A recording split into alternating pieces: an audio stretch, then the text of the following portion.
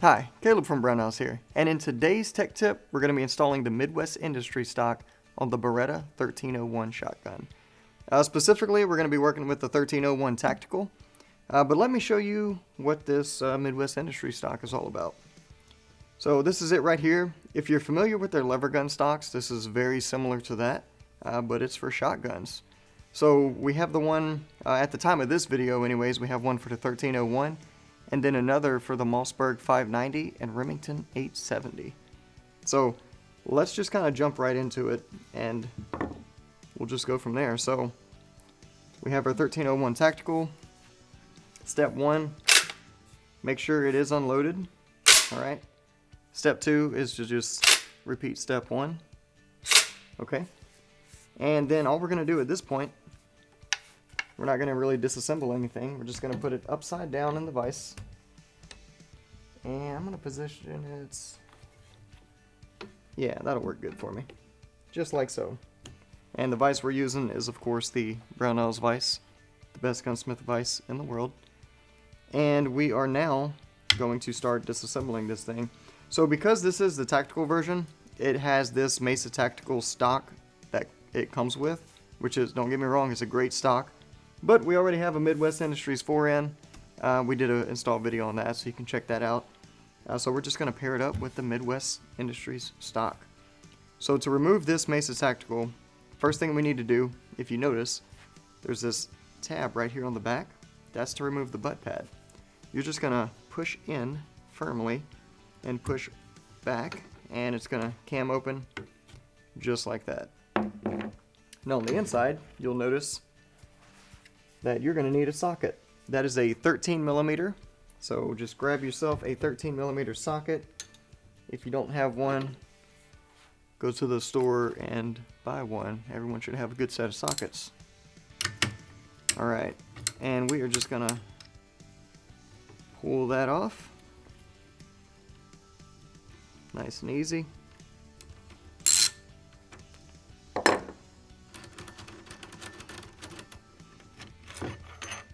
And that'll all come off as a unit. And what you're actually going to have in the back here, you have your bolt, or your nut, excuse me, and then your washer, and then a back plate. And that's all that's going to be in there. So what I like to do is, well actually I'm not going to do that just yet, but what we'll do is, now kind of bring your attention to this back area here. And on the back here you have this little metal M-looking piece. That's for this stock. We're not gonna need that. Alright, now we need to unscrew this entire assembly here, and in order to do that, we're actually, if you notice, there's two flats on the back of this screw. You should be able to see it from where you're at. And then we're just gonna need a wrench, and we're gonna put a little bit on here and see if we can get it moving. There we go. The whole thing's coming off the back. That's great. That's going to make things nice and easy. So they don't all come off this easy. If yours is just absolutely stuck on there and you're scared of stripping something out, you can take a torch and put a little bit of heat on it. If you have this one, be careful not to mess up the finish. Just try to heat the metal on the actual bolt itself, and that'll free things right up. And as you can see, there's some Threadlocker on there. But we didn't have to do anything crazy to get that off. Now before we put our new assembly on there, what I'm going to do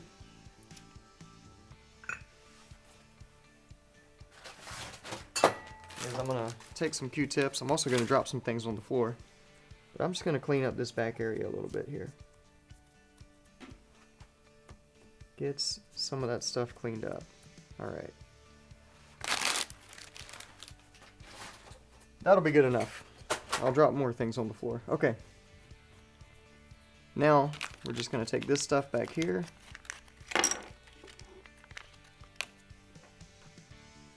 Alright, so you have this new... This right here is going to be basically replacing this rod assembly. So we're going to be installing that into the receiver. But before we do that, I'm going to take this stuff... Just kind of drop it down in here so I don't lose any of it. I'm even going to throw this M piece back here as well. My washer, this nut, and I'm just going to drop them down in there.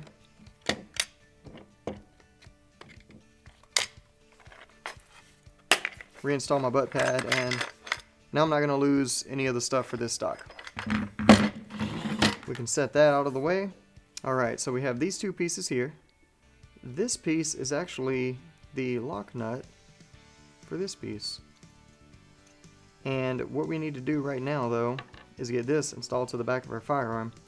But what I like to do, I'm going to use some of the Brownells high strength thread locker. You can use the low strength if you want, but I'm just going to use a very small amount of this. Alright. And I'm going to thread it into the back here. And we're going to use our wrench because there are flats on the side of this. I don't have a torque wrench handy that fits this, but if you do, just know that you need to go to 40 inch pounds, not foot. Do not, please look at me, do not do foot pounds. 40 inch pounds. And this piece that's sticking out that's getting in my way is actually part of this trigger mechanism here, this fire control unit. So you can take that out if you want, but you don't need to. I'm just going to work around it.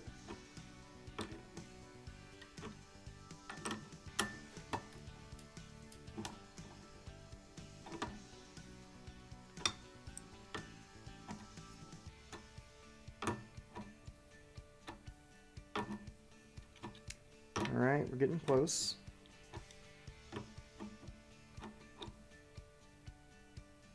And I'm going to snug that up nice and tight. There we go. Now, this piece right here is one of the 3 main components that came with the actual kit. So, we're just going to take it and install it onto the back here. And if you look on the back, you'll notice that there's a pocket kind of cut out. That is going to be clearance for this piece right here that's protruding from your fire control group. So, we're just going to drop that right on. And it's going to fit like so. And then whenever your grip piece goes on, it'll just slide over just like that. But for now, we need to get this thing locked into place. So we're going to take this nut here. I'm not going to use the high strength thread locker anymore. The Midwest Industries kit came with this Vibratight. I'm just going to use some of that. I'll cut it open. Pour some out on this bag. By some of it, I mean, I'm going to get all of it. Okay. And then, what we'll actually do, I'll go back to that Q-tip that I placed on the floor. I'm just going to use the back of it and get a little bit in those threads back there. Then I'm going to thread it onto that screw by hand. Alright, and then now I'm going to grab something. This is yep, that's a 1/4 inch. So we'll just use that to tighten this down the rest of the way. And this again is 40 inch pounds if you're using a torque wrench. I'm just snugging that up nice and tight. Alright, so now we need to install the almost drop and then install the grip portion. Saw that save, almost dropped it, but I caught it. Alright, so we just slide this right on. And if you notice, once it's on there, you have 3 holes on this side. 1, 2, and 3. They all line up. We're going to put screws in all of those holes. I'm going to dump these out on the table. Let me get rid of these wrenches. Okay, so we have different size screws here. We have 1, 2, 3, 4 that are larger, then 1, 2, 3, 4, 5, 6 that are smaller. You really can't mess this up because you don't have enough of the larger ones to do this, so we're going to use these smaller ones here. And we're going to need a Torx driver.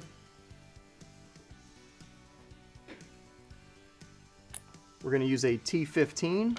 We're going to use a Brownells torque wrench. And these only need to be torqued to 10 inch-pounds. I'm going to put a little bit of Vibratite on them. That didn't do well. There we go. And I'm just going to pick a hole and go for it. I'm not going to torque them down all the way yet. I'm just going to get them all in there, then I'm going to torque them.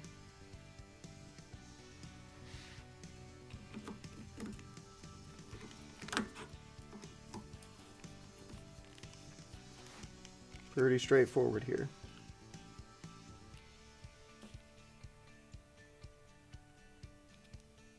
I'm going to get way too much. Okay.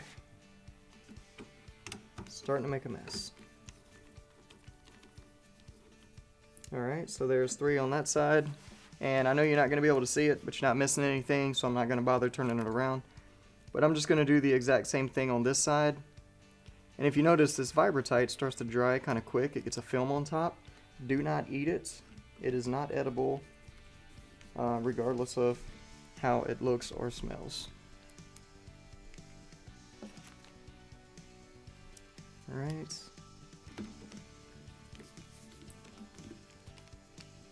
That's 5, and here's number 6. And on this one, I'm just going to go all the way in.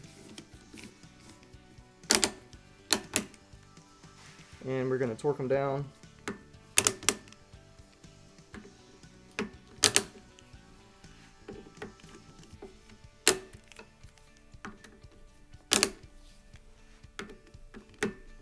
Perfect. Okay. Now we just keep moving here. We have the actual stock portion. The cheek piece faces the top of the gun. That should be pretty obvious. And we're just going to slot this in. You'll know whenever you get it aligned properly, unlike how I'm doing it now. There we go. And then you have these 2 holes that are close together on this side, and then on the opposite side it's asymmetrical, so you have these holes that are further apart. So these 2 far apart, then these 2 close together. That's where your screws are going.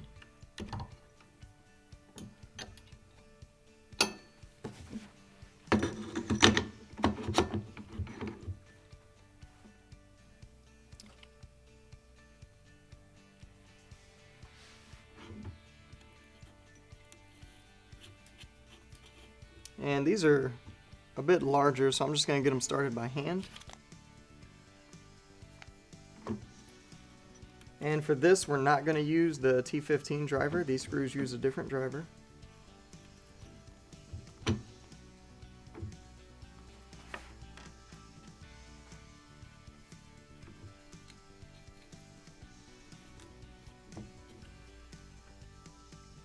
Alright. Then we're going to come to our torque wrench. We're going to swap that out for, I'm going to guess, a 1/8. Yep. Alright. So I'm just tightening down one on the far side. Again, 10 inch-pounds.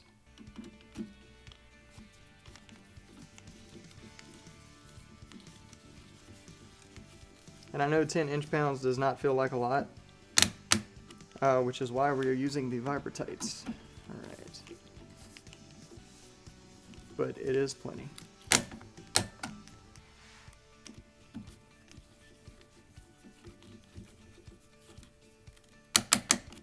Okay, so now what we'll do, I'll just flip this back over.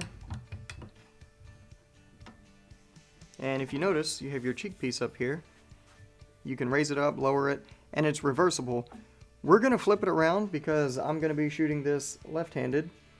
And then the reason I kind of want to get that out of the way is because we have a bonus product here.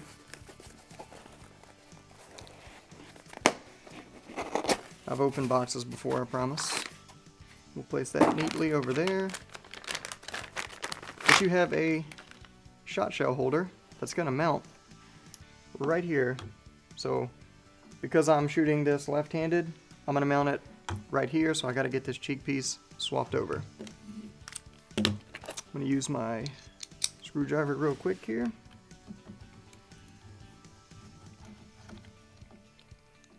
And it's at the bottom position right now, the lowest setting, which is great if you're just using iron sights or a low mounted red dot on this shotgun.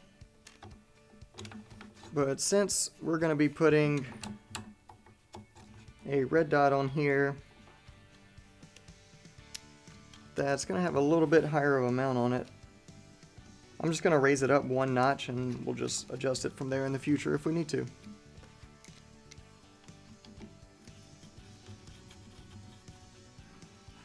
So you just screw this back in. I'm not going to put any Vibratite on these screws, I'm just going to snug them up real nice. Okay, and then we'll take our shell holder, position these M-LOK pieces vertical. It installs just like any other M-LOK accessory, which we have a great video on how to install M-LOK accessories. Alright, now you have these indexing tabs as well. That's going to go into the slot also. So you just close it over. It seats just like so.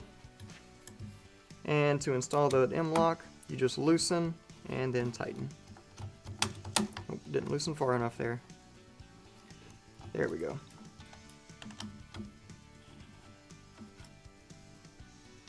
And that's all there is to it. Also, we have one more thing we need to install. I almost forgot. The actual grip panels, because that is not comfortable. So the stock itself comes with these polymer textured grip panels. But, let me grab the screws out of here. Oh, this is also the wrench for that stock bolt if you needed one. Okay, so you have these screws. I'm going to use these G10 grip panels that Midwest Industries makes.